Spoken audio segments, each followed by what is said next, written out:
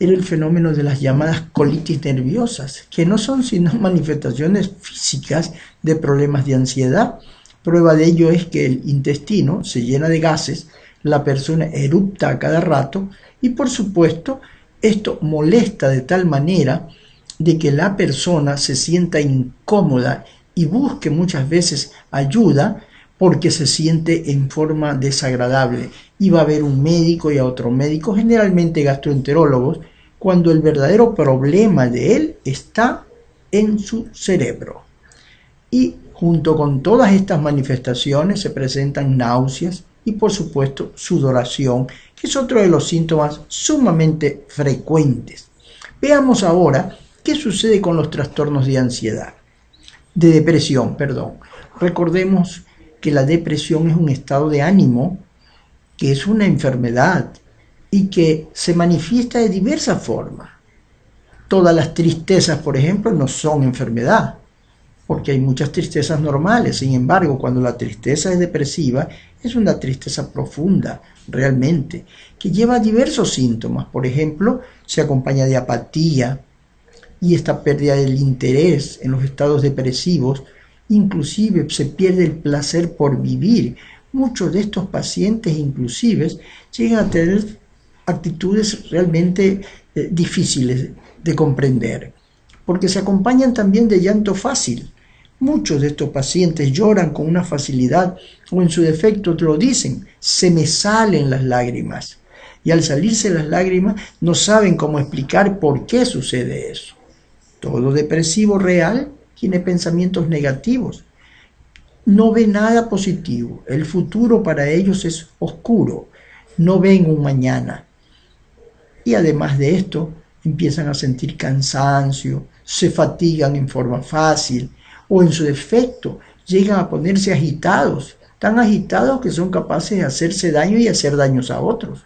No porque quieran destruir, no depende de ellos, simplemente los niveles de ansiedad, de tensión son tan elevados que en estos estados depresivos son capaces de hacerse daño y hacer daño a otros.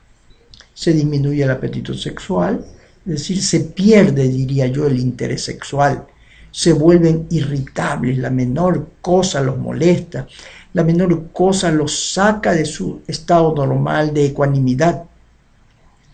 Y también, por supuesto, se observa que en lo que nosotros llamamos funciones cognitivas, que no son sino intelectuales, se pierde la concentración.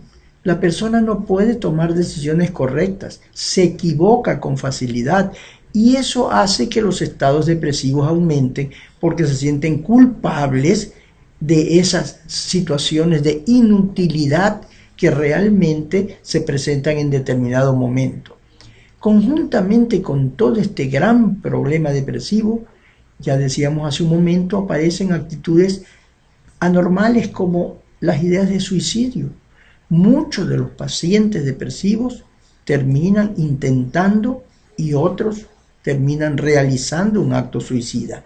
Por eso tenemos que tener mucho cuidado cuando una persona hable de ideas de suicidio, mucho cuidado, tomarlos en consideración, que no siempre están llamando la atención, sino que al contrario, le están anunciando a uno lo que va a suceder. Conjuntamente con todos estos estados depresivos, se pierde peso y al perder peso es porque se ha perdido el apetito. La persona no tiene deseos de comer, aunque le haya gustado una comida con mucha frecuencia tomarla, pues ahora ya no les llama la atención y comienzan, por supuesto, a volverse delgados y esto los preocupa porque muchos de estos pacientes que pierden peso empiezan a pensar que tienen enfermedades graves como el cáncer, por ejemplo. Y ahí viene otro gran problema que tenemos que enfrentarlo para evitar que estos pacientes terminen muy mal. ¿Por qué? Porque ¿a dónde lleva muchas veces este pensamiento? Ya que la depresión se acompaña de insomnio o en su defecto a veces exceso del sueño, se llama hipersomnia, porque es este pensamiento negativo el que los lleva en un lado a huir de la realidad. Entonces duermen demasiado y en otros, en cambio, la angustia es de tal naturaleza que el insomnio es la forma de presentación de los estados depresivos. ¿Qué cambios nosotros vemos entre el estrés y la depresión? Veamos algo comparativo. Por ejemplo, en el estrés hay cambios en los patrones del sueño, como incapacidad para dormir o la necesidad de dormir demasiado. Lo acabábamos de decir hace un momento, la persona no duerme o en su defecto quiere dormir demasiado. En los estados depresivos, la incapacidad para dormir también se acompaña de despertarse temprano o quedarse dormido. Es decir, son muy parecidos, si ustedes se dan cuenta, los cambios en la esfera del sueño. También el estado de ánimo en el estrés, como sucede con la depresión. El ánimo en la depresión es persistentemente triste, ansioso y tiene una sensación de vacío. La vida no tiene sentido, es una de las formas de expresión del depresivo. ¿Para qué vivir si la vida no tiene sentido? En el estrés, por ejemplo, tenemos sentimientos de disgusto, de enojo, así como de temores, de nerviosismo, de impotencia. En cambio, en la depresión, ahí está una diferencia muy marcada, los sentimientos son de desesperanza, de pesimismo, es decir, no tiene sentido la vida, ya no hay para qué, no tenemos una meta. Es decir, el pesimista es el depresivo, que no sucede generalmente en el estrés, sino cuando se acompaña ya de estado depresivo. Hay llanto frecuente, por ejemplo, en el estrés, y en la misma forma se pueden presentar en la depresión, aunque los sentimientos de culpa y de inutilidad e impotencia son mucho más frecuentes, como los acabamos de hablar. Hay una falta de energía en el estrés, pero también en la depresión. No solo es falta de energía, se fatiga con facilidad y se cansa también con facilidad. Es decir, es más profunda esta sintomatología en la depresión que en el estado de estrés. Por ejemplo, en la alimentación, estos patrones de alimentación se vuelven inusuales en el estrés. Ingieren, por ejemplo, comida en forma excesiva, les da por comer excesivamente, o en su defecto van al extremo opuesto, una pérdida total de apetito, es decir, va de un extremo al otro. En cambio, en la depresión, los cambios de apetito y peso son más frecuentes por la disminución de la ingesta, porque es uno de los síntomas realmente cardinales de los estados depresivos. Hay una pérdida en el estrés, por ejemplo, de interés en el placer, en los pasatiempos y en las actividades.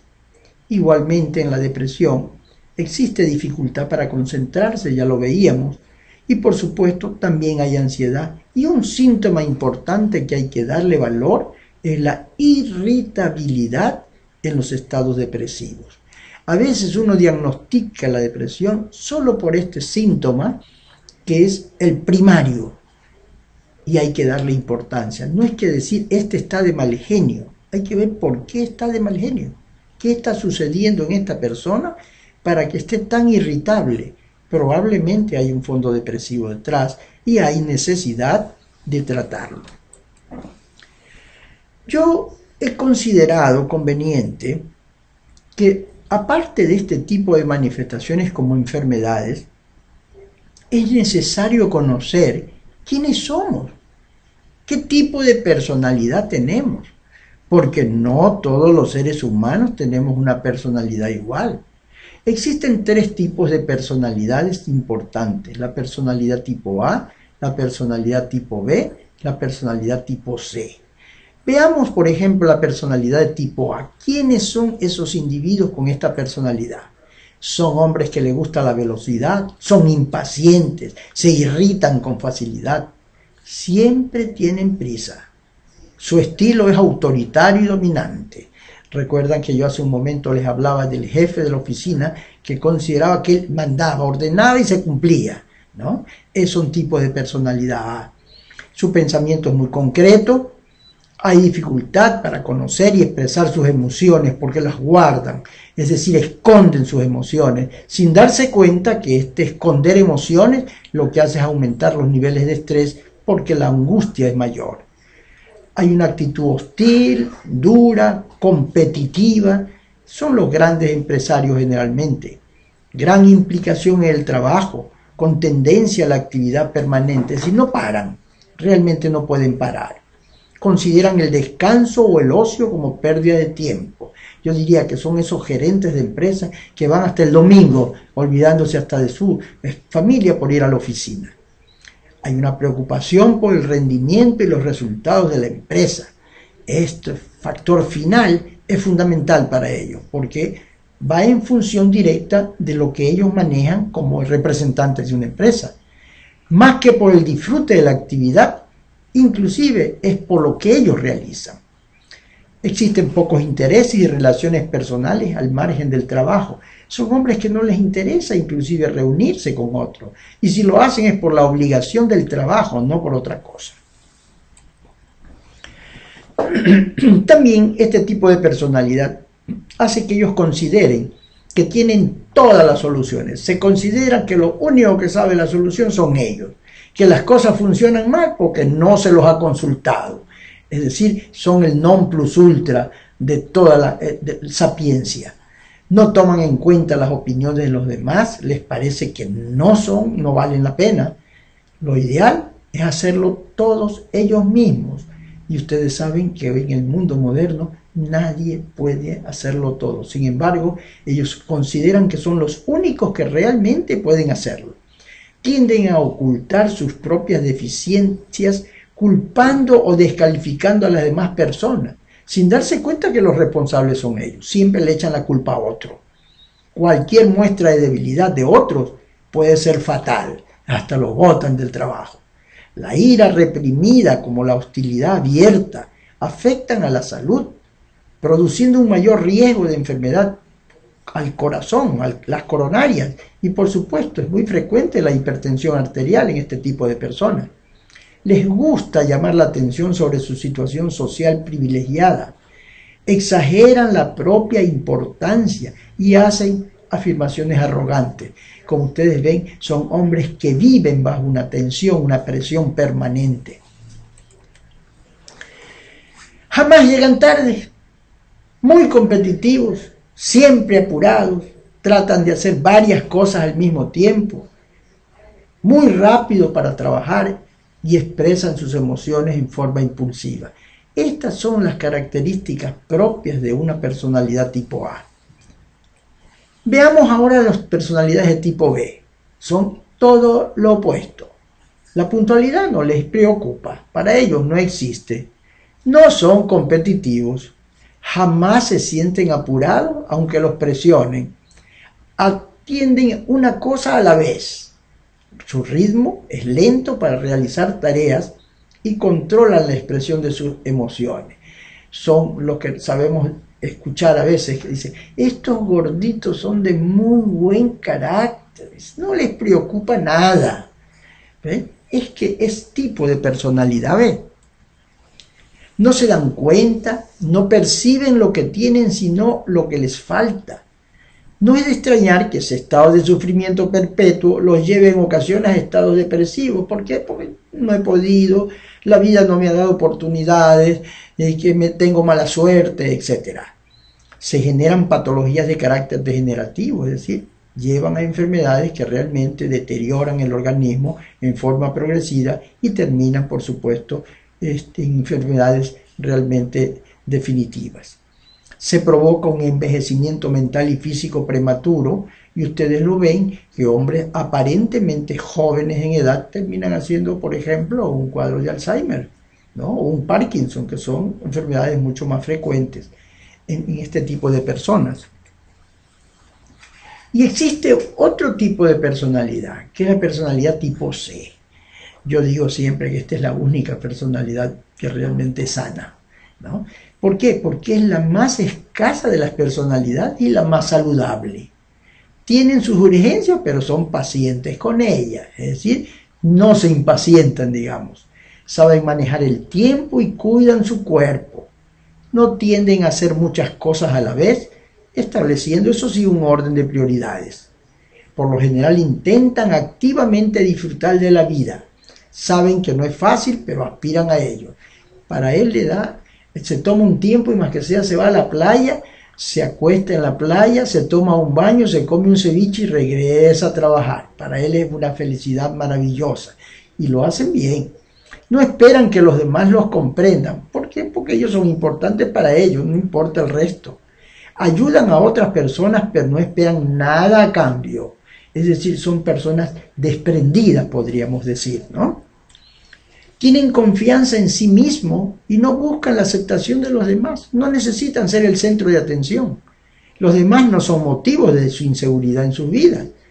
Disfrutan de la compañía sin sentirse coartados por ella. Es decir, si hay una reunión, la disfrutan. Si no hay, no pasa nada. Saben que la vida dura un tiempo, pero ese tiempo lo aprovechan. Saben que hay sufrimientos y deleites y los viven como normales. Sufren unos y gozan con los otros. No se quedan con el sufrimiento, lo eliminan. No critican, les gusta enseñar. Intentan vivir de forma comprometida, es decir, ayudando a los demás. La salud acompaña a este tipo de personalidad C. Como les decía al comienzo, esta sí es una personalidad normal. ¿Cuáles son las recomendaciones psicológicas que debemos hacer para que las personas puedan mejorar estos estados de ansiedad que se manifiestan como estrés? Hacer ejercicios aeróbicos regularmente, tomarse tiempo para relajarse, buscar un lado positivo a cada situación, evitar los estímulos excesivos, ser tolerantes y respetar a los demás. Es decir, lo que debemos hacer toda persona normal. Por ejemplo, no fumar. Es muy importante esto de que la gente no fume, porque esto sí altera la vida de la persona. No coma en exceso. Aprenda a comer alimentos sanos. Evite hacer una vida sedentaria. Mucha gente cree que está descansando porque hace una vida sedentaria y está equivocado. No asuma excesivas responsabilidades. Evite la competitividad excesiva. No a la impaciencia. No a la exigencia desmedida. Es decir, estas recomendaciones son muy importantes que las tomemos en consideración porque nos va a permitir hacer una vida mejor y una vida muy sana.